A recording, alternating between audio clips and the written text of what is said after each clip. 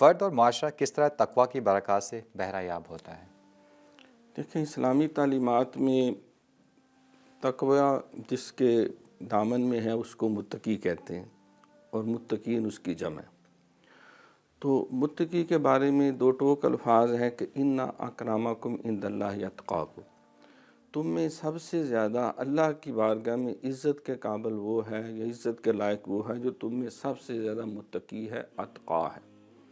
اور قرآن مقدس میں یہ لقب حضرت سیدنا صدیق اکبر رضی اللہ تعالیٰ عنہ کے لیے بھی استعمال ہوا،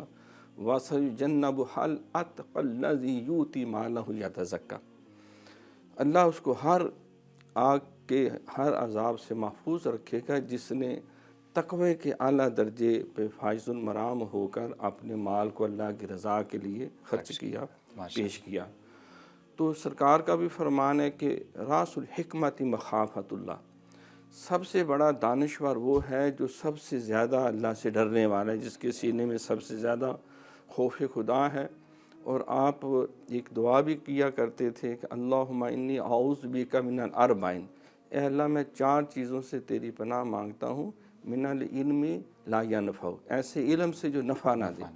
ومن القلب لا یخشع، ایسا قلب جس میں خوف خدا نہ ہو، خشیت نہ ہو، اس سے آپ نے پناہ مانگی، ومن النفس لا تشبع، اور ایسا نفس جو مطمئن نہ ہو، لالچ ہو، طمع ہو، ومن الدعاء لا یقبل، ایسی دعا سے جو قبول نہ ہو۔ تو اس اعتبار سے جس کے پاس تقوی کی دولت ہے، دیکھو سرکار نے فرمایا کہ خبردار انسان کے جسم میں گوشت کا لوتھڑا ہے،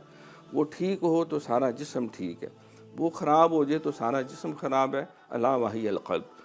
تو وہ قلب ہے۔ تو قلب کی تطہیر، سرکار فرماتے ہیں جب کوئی گناہ کرتا ہے تو ایک نقطہ لگتا ہے، جب وہ کرتا چلا جاتا ہے اور نقطہ بڑھ کے، حتیٰ کہ جب مستقل گناہ میں مصروف ہو جاتا ہے تو سارا دل کالا سیاہ ہو جاتا ہے۔